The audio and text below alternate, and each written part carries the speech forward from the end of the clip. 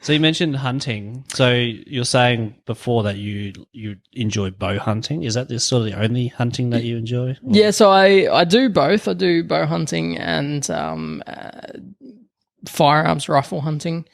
Um, I really enjoy bow hunting for a couple of reasons. One, it's a lot of people kind of imagine bow hunting as being more challenging. It's challenging in a different way, I suppose. Yeah. Okay. But the gear that you carry is a lot more lightweight, so it's a little bit different in that aspect. A bit more nimble. You get up close and personal to the animals. The techniques that you use to hunt with bows is slightly different, and it's just a little bit more raw and down to earth, I suppose. Yeah. In a few ways. So, but I really love both. I really love taking a rifle out and filling the freezer as well. Yeah. Just as much as I like taking the bow out. Yeah. What sort of stuff do you usually like? What are you chasing? Mainly deer. Yeah. I love hunting deer. They're just really magnificent animals to start off with, to get out in nature with. And quite often, we'll go out hunting either on my own or with some mates, and not necessarily actually get an animal on the ground and bring it home, but even just sitting out on the side of a cliff or the side of a mountain and just watching them, and just watching them interact and learn about, I'm in their environment now. Yeah. Learn about how they work, and and you can learn so much from them too. I mean, just watching how they go from a nighttime of rest to where they venture up mountains to find sun, in winter and stuff like that, to warm up, and then going to find the grazing that they want to go to, and what mountains they pick, whereabouts on the mountain they pick, so that they get thermals or they don't get wind draft and all that sort of stuff. It's just incredible how all that is kind of built into their mechanics and how they live. And so it's really cool to just sit there and just watch that unfold. And that's cool. Certain seasons, where there's the season that is quite commonly known as the roar, which is where the male bucks are, starting to fight for female attention, because it's getting into breeding season. That's the videos I've seen, and that's pretty cool to sit there and just watch these huge animals. I mean, we say they're huge. They're huge by Australian standards. They're not huge by like elk and moose standards. But yeah, they kind of and they let out these roars to it's amazing to try and warn other males. And find some chicky babes. Yeah. So it's pretty cool. It's pretty cool to just sit there and watch sometimes as well, and not necessarily hunt or not necessarily. Sorry, so often animals. we think like they're just sitting there eating grass. That's it. Like you drive past horses and you're like, what do you do all day? Yeah. But then in the wild, like, in a paddock, that's probably all they're doing, to be honest, because like, there's nothing else. There's no predators here. There's nothing else to do. But in the wild, there's this full on, as you say, it's built into their kind of mechanics. Like, this is what we do. This is how right. life happens. Yeah. And then in the middle of the day, especially for the Australian climate, in the middle of the day, they'll go and find shelter because it's just too hot for them. So they'll go and conserve their energy and bed down, curl up and have a bit of a siesta in the middle of the day in some shade. Just learning about how they live. One, it makes you a much better hunter because you can identify with what they're doing, and you can kind of predict what their next move is going to be.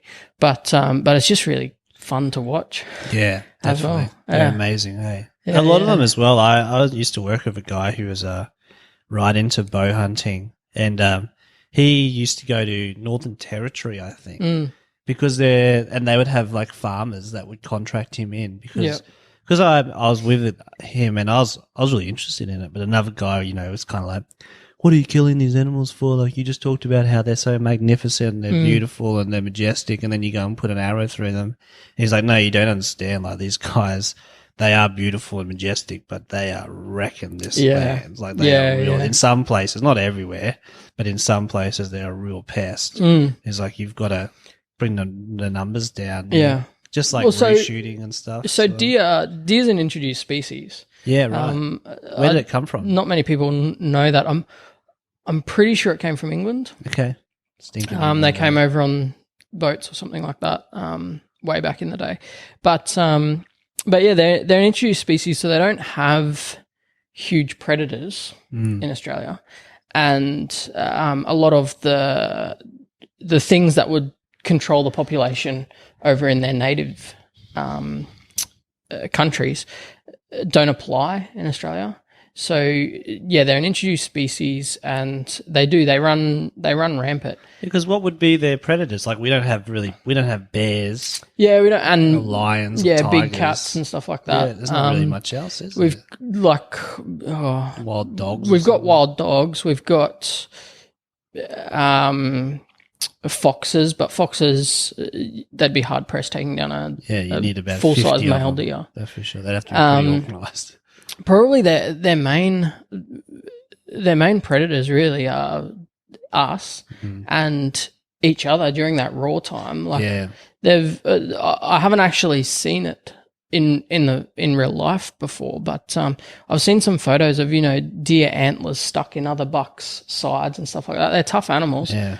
But and they go for gold when they're fighting. It's on, isn't it? Yeah, but life or death, really.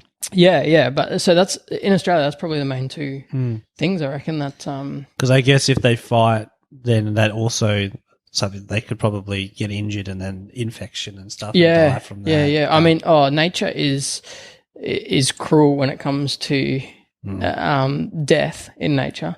It's how some of those animals die is just it's brutal. Yeah, it's brutal. It's hugely brutal and long and painful a lot of the time as well. So nature. That's what I learned a lot because I used to be I was never against hunting, but I used to always be like, oh, I don't know if it was just never a thing. It was never on my radar. I had friends that were hunters. I'd be like, I could never go and do that. But then as I started, I sort of almost forced myself to be like, if I'm going to eat this stuff and enjoy it, I need to have an appreciation and not desensitize myself necessarily, but kind of open my eyes to the world that is the natural world, but then also just the reality of where does this stuff come from. So I watched quite a few videos of, and just nature's just crazy. Yeah, it's brutal. Yeah, there's not much compassion in nature. Hey? No. It's just kill or be killed. Yeah. And it is incredible when you look at the bigger picture then how different than humans are. Like everyone says, we're kind of an animal, I guess. But and there's some brutal humans, obviously. Yeah. But how as a whole we're so different to that. There's an element of compassion and that sort of stuff. Yeah. That you don't. You kind of see that in a relationship between, say, a mother and a young animal. Yeah. But yeah, there's not varying levels of that compassion, I suppose, in a lot of animals. Yeah. Especially when it's as you say, this raw season, it's breeding season and things. It's get out of my way. Yeah. It's just about I just need to create offspring and that's about it. Yeah. And even then, when they grow up, they'll usually fight against each other and stuff. A lot. Wow. Yeah. It is nuts. That's for sure. So deer is the main one that I love to hunt. Goats. Okay. That's more opportunistic. I don't go out going, I'm gonna go hunting for goats this time around. But if a lot of the places that I go hunting for deer, goats naturally will. They're in that same it's area. that kind of habitat for them too. Yeah. So and it brings on new challenges as well with hunting with goats. They love cliff faces and that sort of stuff. So it's it's a little bit different environment to get into for them.